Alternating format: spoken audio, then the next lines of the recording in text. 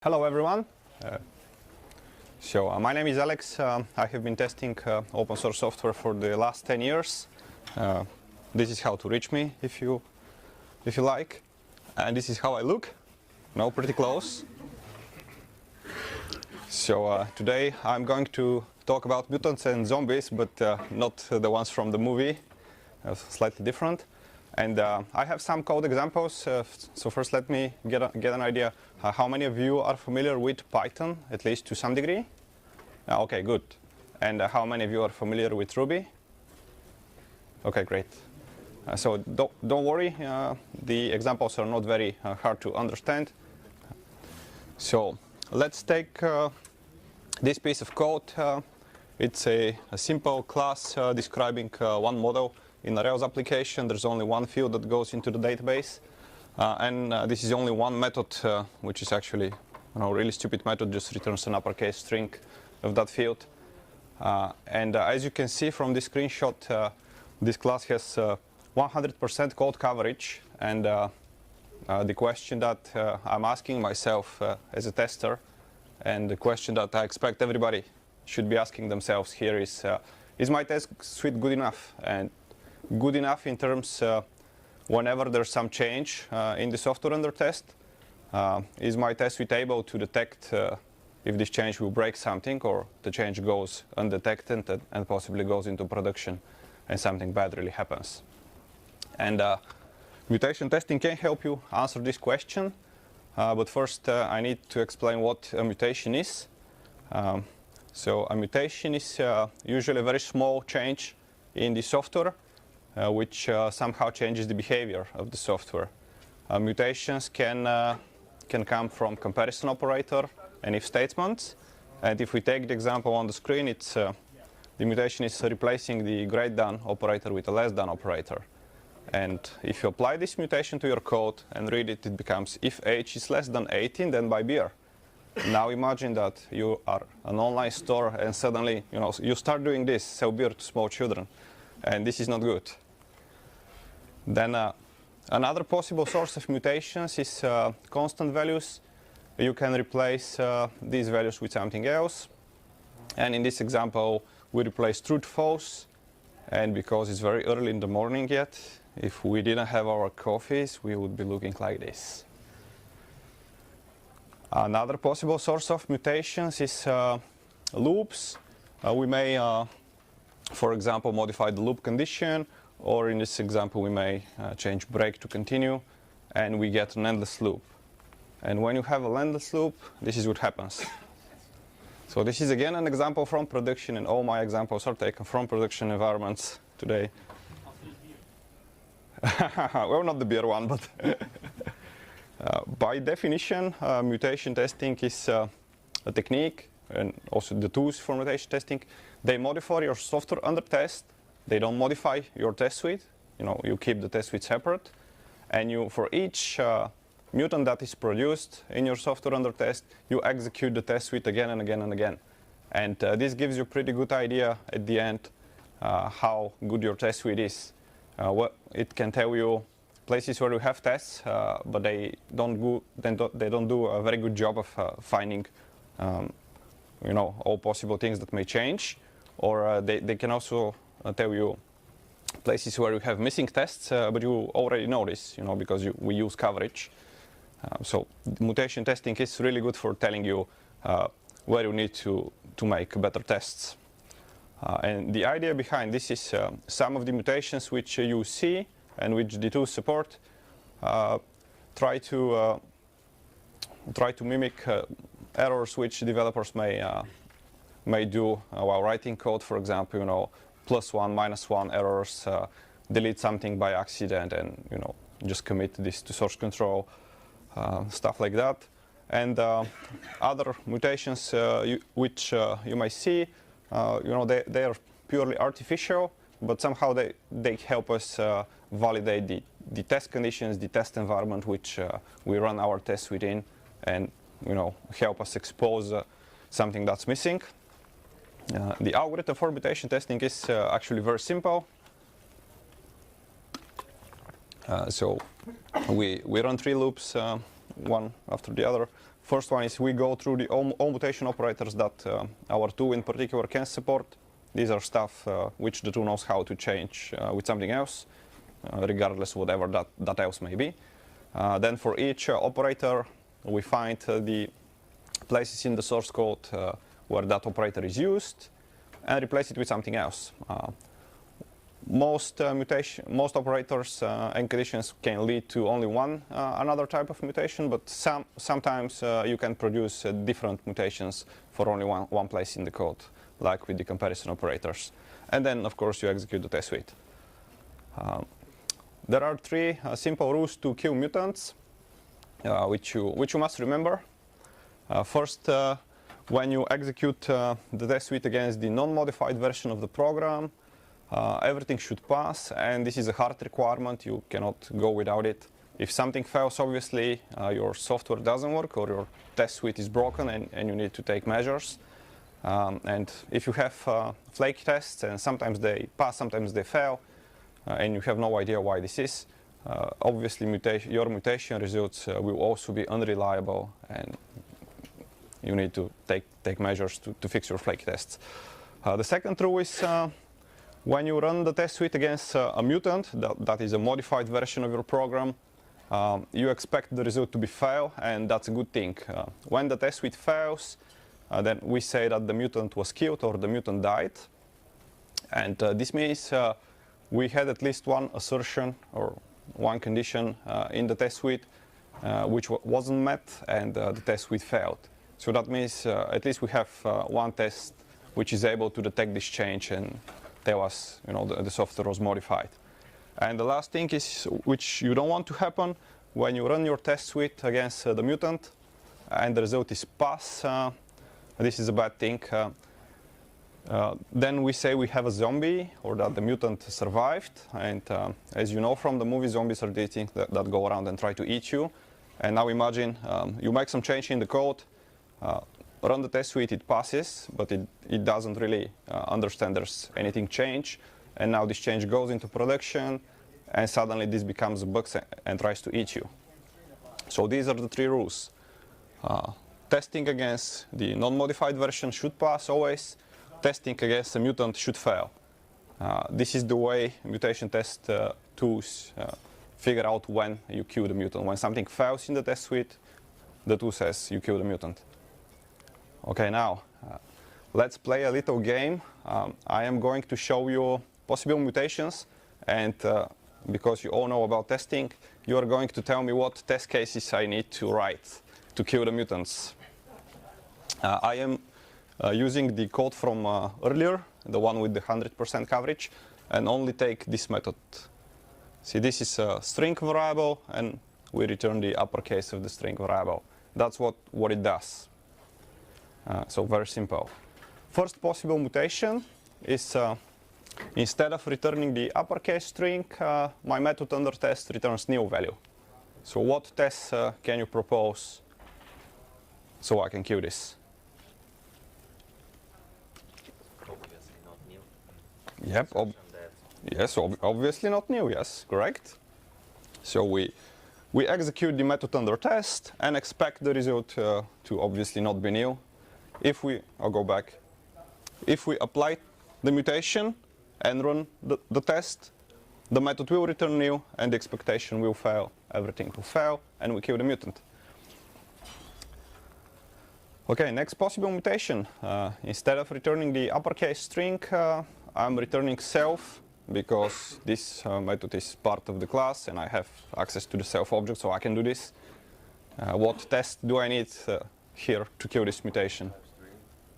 Okay, type string, correct. So I must be checking what the type of the return value is, and if I expect only string, then it must be only string and nothing else. Another possible mutation is instead of returning the uppercase, I just return the value of this variable as is. So how do I kill this? Okay. So I start with a value which is lowercase, and then I execute the method under test and expect this to be uppercase. And I use this with just a constant because it's easier for me. Isn't this one enough for all those zombies? No.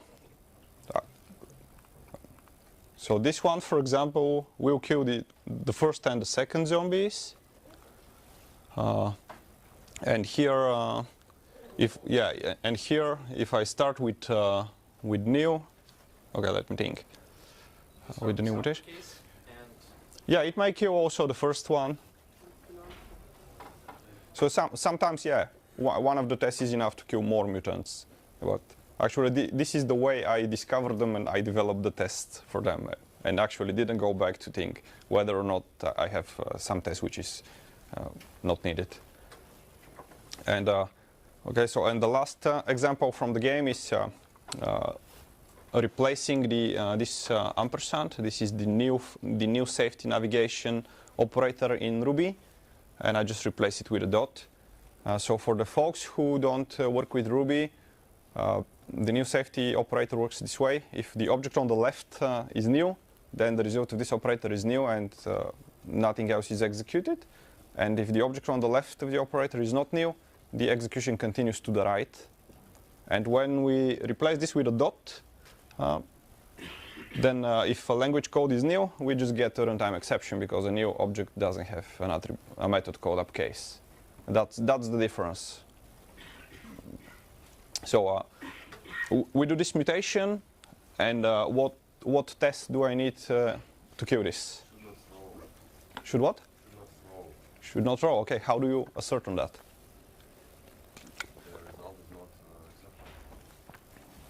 Okay, well, at least I don't know how can I assert that there was no exception, but I can set this variable to new, execute the method under test, and if there is an exception, the test will fail anyway, so I don't have to assert there wasn't an exception, but I can assert that the result was new.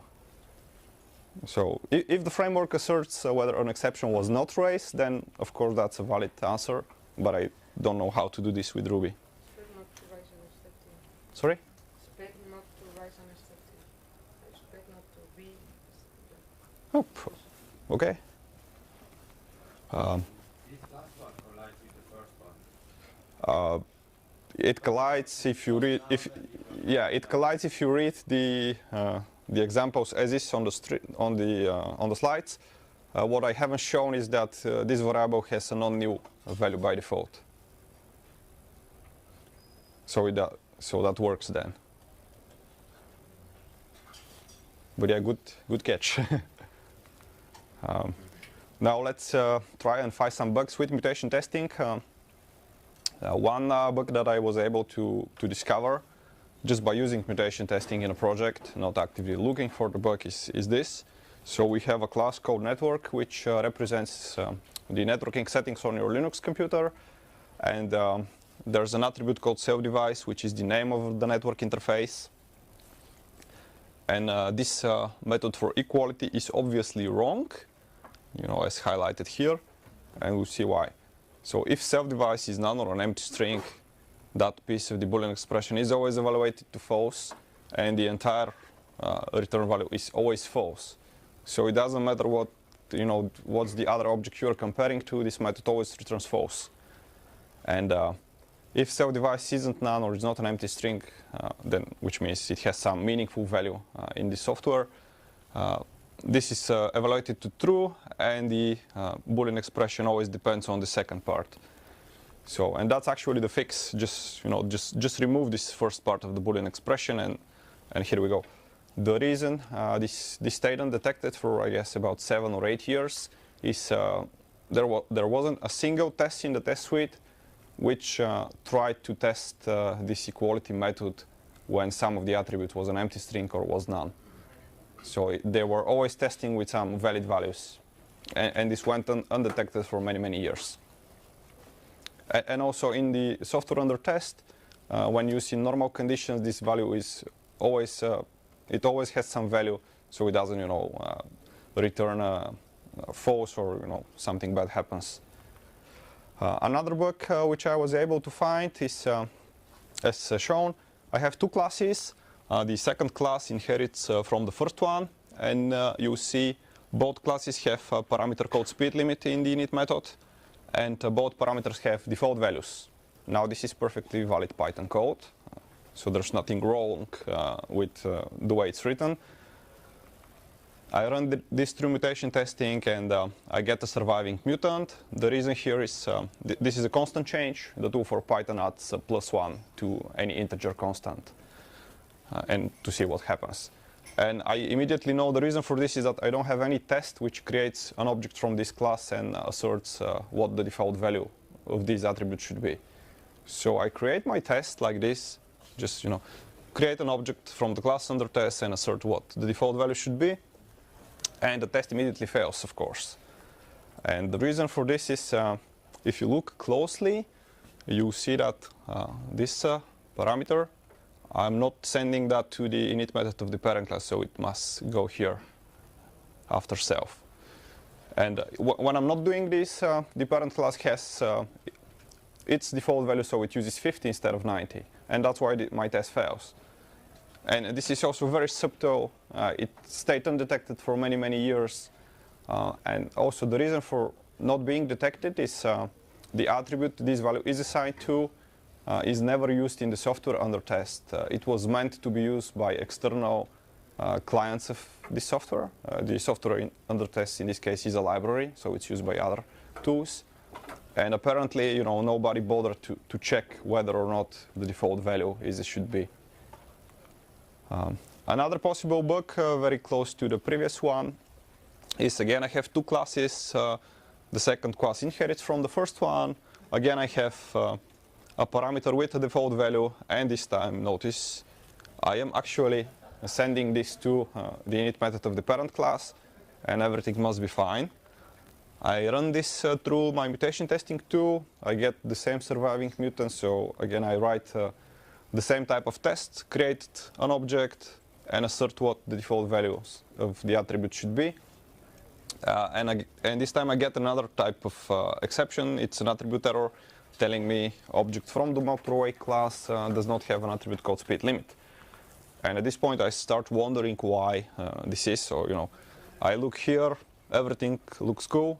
I look here, everything looks okay. And I traverse back to the parent class. And immediately here I notice first there's no parameter called speed limit, and then something starts to look not right. And then I look in the body of the parent init method, and nobody cares about whether or not there's a parameter called speed limit. Nobody sets an attribute called self-speed limit.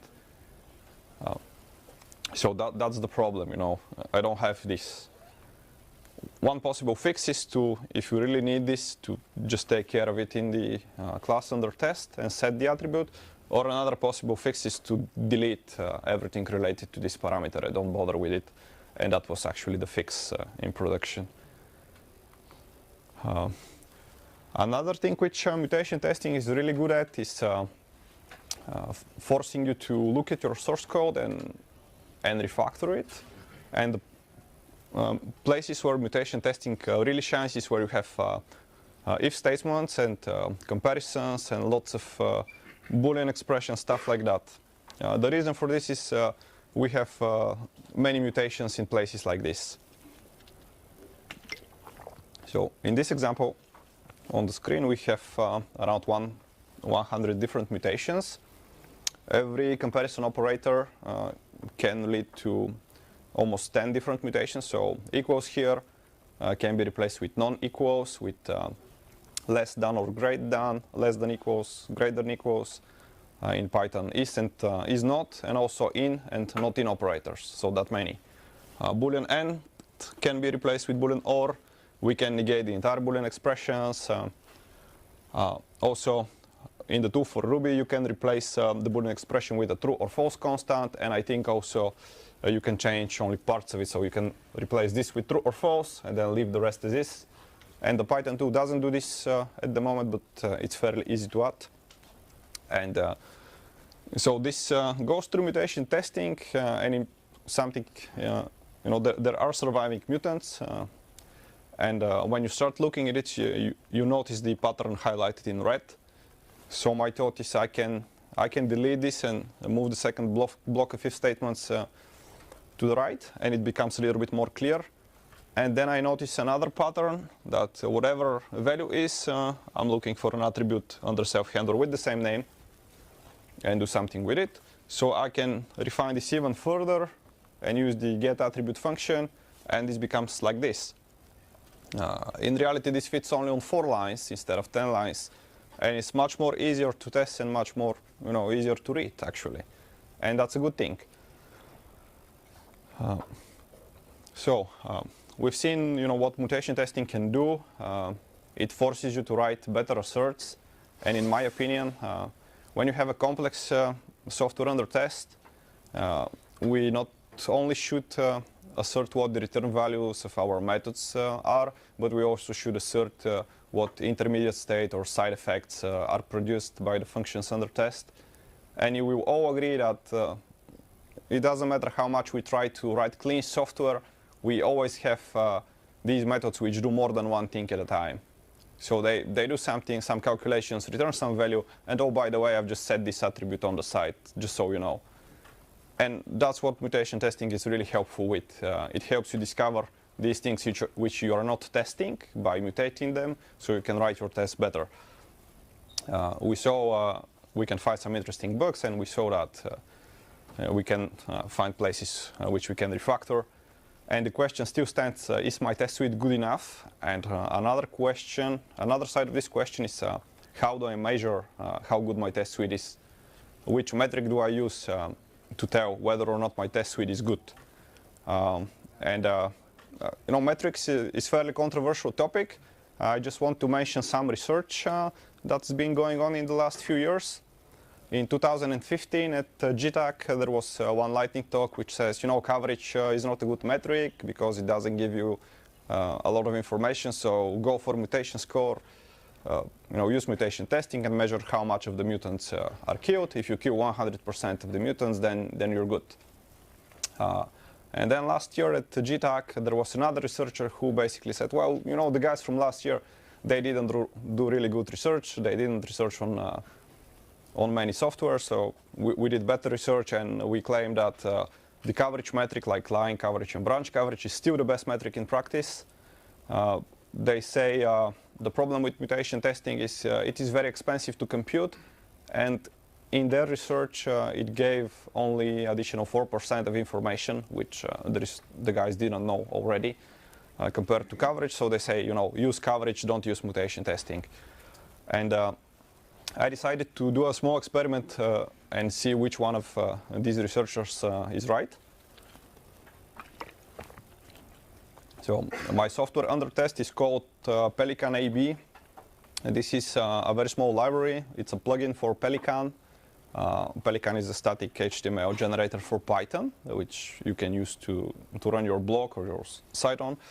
And Pelican AB gives you one additional tag for the templating markup, which you can use to encode varying layout for your website.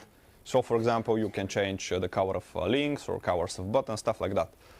The way to use this software is to define the AB experiment variable in the shell and run the make command. If you run make GitHub, then the site gets rendered, everything's published directly to GitHub. The way to render several versions of your website is first start with the control version, and then name each experiment by name, and run make in a sequence like shown on the screen. And if you do this, the 3 commands, then you get the control version of your website, an experiment which is called 123, and everything about this experiment goes into a directory with the same name. The URL structure is updated, and you can point your users only to that experiment and see how they respond and stuff like that. In the version under test, we have 100% branch and line coverage of this software, and we also have a bug. There is a setting called delete output directory, which is set to true by default, and this setting isn't something the software under test controls. This lives into an external file where your website configuration goes. So stuff like your website name, your GitHub handle goes into that file as well. The bug is when that setting is set to true, Pelican will go and delete the output directory and delete all the HTML files and then starts rendering them in a clean directory. So the result of this command sequence with the settings set to true is that you have deleted your entire website and only left with the last one. And imagine now, you delete everything and type make GitHub and everything goes live. So that's a pretty good way to destroy your website. I didn't have a test which will fail if this setting is set to true. So I decided to integrate mutation testing into the project. And I wrote a few more tests to achieve 100% mutation coverage. Mind you, this is a very small library, very small plugin, and the bug was still present. So this means I don't have any test which fails when this setting is set to true. And I started thinking, okay, why I have these many tests and this bug is still present? And the answer is, you cannot discover this type of bug without looking at the external environment, and that's why we need integration tests. So I added an integration test which simulates the external environment with the settings and simulates the make command, then tries to verify what content has been rendered and whether or not it's correct, and the test immediately failed, of course. So then I said I fixed the bug, but in reality just changed this setting to false, and also added to check whether or not this is set to true, just raise an exception in my software. And now we have 100% mutation coverage, 100% branch coverage, and also we have at least one integration test. And I'm thinking, okay, I must be good then. If I have so many tests and I'm using these techniques, then possibly my software is bug-free, and of course this is not true. I've added PyLint to the project, and PyLint was immediately able to discover this bug. This is a problem with how we code the super method. Instead of passing the class name, I was using a shortcut which is self._class, and this works perfectly fine when you use the software in its intended environment, because we have only one class and self class is evaluated to that particular class's name, and everything's fine. This becomes a problem the moment you try to inherit from the class under test and create a new class and do something different with it. And then when you call the class under test init method, Python goes into a loop between the parent and the inherited class init methods. So if you want to, if you want to learn more, just head on to this PyLint pull request number, and there's a very detailed description why this is a problem. And I am guilty of using this shortcut in Python, but I've seen this in many projects online at GitHub, and I've seen this in popular software which is used by many people. So this tells me people don't have very good understanding of what self-class actually means and how it works, and that's why we keep using it in the wrong way.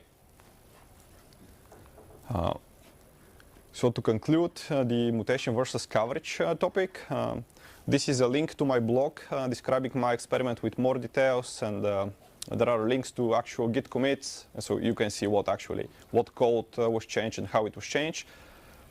So I think when we first start doing testing, what we look at is how much coverage we can do. So we strive to write more tests to test as much as possible of the software under test, and that's a good thing until some time. When we go to 100% coverage, we don't get any more information out of this metric, so it doesn't do any good. Then we start looking at mutation testing, and mutation testing tells us, okay, now you have some coverage and you're testing some stuff, but then there's a lot more you can test, and this is what you need to do. And we start doing mutation testing, and we get to 100% mutation coverage. And when we get to 100%, we don't get any more useful information out of that. And we also need integration tests because of the external environment. And as you see from the examples, we have different types of environments. One type of environment is the regular environment which our users will be using, and another possible type of environment is a developer just taking our software and trying to do something else with it, or build on top of it, and we have no idea what these environments will be and how people will want to use our software. So that's why we need different types of tests, and possibly we also use different types of tools to detect the problems and deal with it. And I do need more examples on the topic. I will be continue to explore this topic throughout the year. But if you have examples which you can share with me, or publish something to GitHub, please send me an email. Now I'll go to something more practical, speed of execution. So as you can imagine, mutation testing is very slow. And just to measure how slow, I've taken a real-world project from Fedora. It's called PyKickstart. It is a text parser library used by the Fedora installation program. It's a medium-sized project with a little over 100 files. I think all of these files are Python modules. They don't have many dependencies between each of them, so that's good. Each module does some checking, a few if statements. There are hardly any loops in the code, so very easy to understand actually. They read some text, then they write some text as well as an output. And this is a library which is meant to be used by other programs, so it doesn't really do anything useful on its own. The project has a fairly good test suite, over 90% coverage with a lot of tests. And the other good thing about is the files under the source directory map almost one-to-one with the files under the tests directory. So they have the same names. And first thing I did was take Cosmic Ray, the mutation testing tool for Python, and told it, okay, so here's the source directory, which means load everything into memory you can find under this directory in terms of modules, produce all the possible mutations you can produce on these modules, and then here is the test directory. Use the test runner to discover all possible cases you can discover and just start running. And I let this run on my computer. That took over 6 days. Then I became smarter and wrote a small script to go through the source directory, take only one file, load this into Cosmic Ray, which means produce mutations, but only for that module. Don't bother about the rest of the software, only that module. And oh, by the way, here is only one file in the test directory which contains your test, so use only that for testing and not everything else. And that was faster. I've also added an option called fail fast, which means whenever one of the tests fails, we know that there was a failure and we'll kill the mutant, so don't bother to execute the rest of the cases. This is an option for the test runner. And I did some refactorings, like stuff like if length of string is greater than 0, I've replaced this with only if string. And this helped me save about 1,000 mutations, which were very obvious things. And I let this run. The execution time was now a little over 6 hours. And this is a 20 times more improvement in speed of execution, but still quite slow for any practical purposes, I may say. So the way to use mutation testing at the moment, in my opinion, is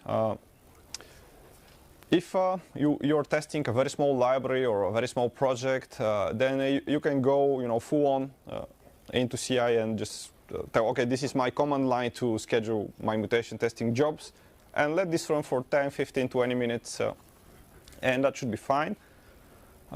If your project is anything bigger than 200 lines, this is not going to work very well. But what you can do is create a commit hook or a pull request hook, which examines the payload. And first thing you can do is schedule mutation testing only against the files which have been modified by that particular commit or that pull request. And that should be faster. Next thing you can do, depending on the tooling, is go down from the module level to the class name and to the method name which has been modified. The Python tool doesn't know anything about classes and modules. It only knows, doesn't know anything about classes and methods, sorry. It only knows about modules. So regardless if you have 1 class or 1,000 classes in one module, Python loads the entire module and starts doing mutations against everything. On the other hand, the Ruby tool knows about classes and methods, I think. and you can tell, test only that particular stuff. And you can try and go even further, because this is a pull request or commit hook. You have access to the actual diff, and you can apply this to the source under test. And assuming you've tested everything before and it's fine, then you can schedule mutations only against the lines which were changed. So you can do this, and it's not really impractical to do this. Another thing you can do is go into parallel. Again, depending on the tools, the Python tool is built around Celery, so you can very easily hook this to some messaging backend like RabbitMQ, and schedule hundreds and thousands of messages, and let your infrastructure deploy Docker instances or virtual machines in the cloud, and just run your tests in parallel, just get back the results.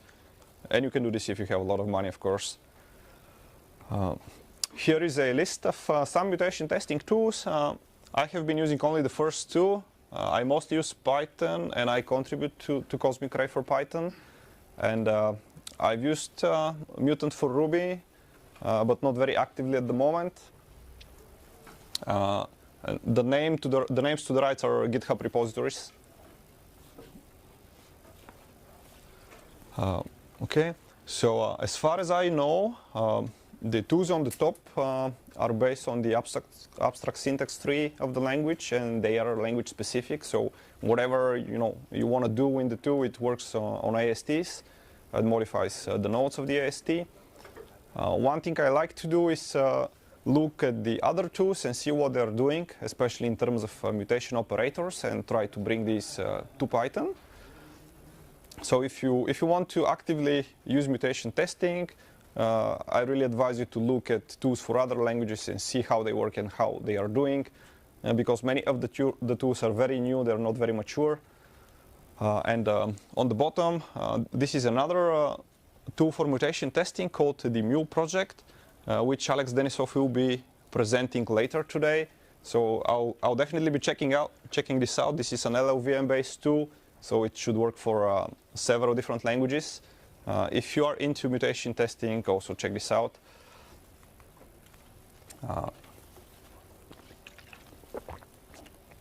And now, before I can go further, I can take some questions from the audience, if you like. Okay, go. If we have a zombie and 100% coverage, does it mean that our code coverage metrics was wrong at the first place? For example, if we have some lines of code hidden inside of our language and we miss them from the start. Okay, so the question is, if we have a zombie but we have 100% code coverage, does it mean that coverage was wrong? At the first place. Yeah. The lines are hidden within the language itself. Yeah. Okay. So it doesn't mean coverage was wrong. Like, I mean, it doesn't mean the metric, the measurement was wrong. It was probably correct. There are other problems with coverage. Like, for example, if you have one line with lots of with a long Boolean expression, then it still gets covered regardless of how much of that expression is evaluated. So you may be evaluating only the first part of the expression and still cover that line, but the next 10 parts of the Boolean expression are not evaluated. It should have counted as it's not a one line. It should have counted as it's multiple lines. Yeah. Well, the way to count, these cases is you should take this up to the tools, to the authors of tools who do coverage. But there are many publications online with respect to problems in coverage and why it's not really a good metric, why you shouldn't use coverage. And really, for me, coverage is a vanity metric.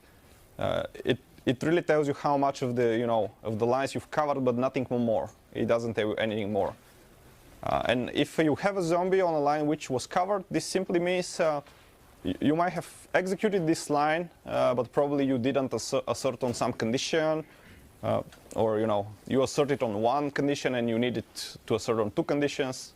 Well, I have a comment to that. Okay. Basically, this is a difference between line coverage, statement coverage, and branch coverage. Yes, If you yes. have 100% branch coverage, then it's unlikely that you will have 100% coverage and have zombies. But most of the tools count only line coverage, and very few count even statement coverage, not to mention branch coverage. Okay, we have a question there. Yes, so this works really well with primitive operations that you can change, less than, greater than, plus into plus two. What if you're not using primitives for your business logic? What if you're using a library, especially in JavaScript, but I don't know about Ruby, that does all your conditionals for you with functions? Okay, so the question is, what if we don't use primitives, we use some library for the business logic? How does mutation testing come into play? Well, this is very dependent on the tools that you use. So, for example, the Python tool until recently, it was very poor on mutation operators because it's a new tool and not many people use it. On the other hand, the Ruby tool called Mutant, I think this is one of the best tools currently in existence. And it has tons of mutation operators, tons of conditions. It understands because it's used by people who work on commercial software. They get paid to actually write test suites for commercial software, and they support the tool for that reason. About JavaScript, I don't really have no idea. I don't use JavaScript, but really the take here is you need to know your tools very well, and you need to know the software very well, and that's when you can decide whether or not that's going to be useful. Now, maybe in your case you might write a plugin or an extension to the tool and produce the mutation based on the functions in that particular library. Okay. Question here. So thank you for your talk. Academia claims that the biggest problem of mutation testing is equivalent mutants. Can you say something about them? How often do you see them in production, or is it something that you struggle with in practice? Okay, so the question was about equivalent mutants. Equivalent mutants are things like which change the code but don't really change behavior in any practical way. So, for example, we may have a less than operator, which in practice is equivalent to less than or equal, if we, depending on the values we accept in the application. And I don't have any concrete measure about this in practice, but I think about 10 or 15% of the time I see equivalent mutants.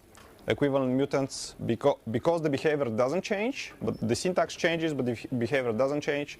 The test suite doesn't fail, and we cannot kill them, and they just stay as is. In the projects I use mutation testing for, I usually have some threshold, like about 10% or something like that. And if the mutant score is above a certain line, then I say we're good, and then the CI system goes green. And if we drop under that line, then we go red and inspect what's happening. And that threshold is based on how many equivalent mutants I have. So I try to get some idea about that and then go from there. I've talked to other people who do mutation testing and have been doing mutation testing for a long time. And this is a problem, but still the benefits you get from asserting on all those different conditions and looking at your code base and understanding the software much more better, which is a result of mutation testing. It just, the benefit is greater than having to deal with equivalent mutants. Thank you. Okay. Okay, more questions or no questions?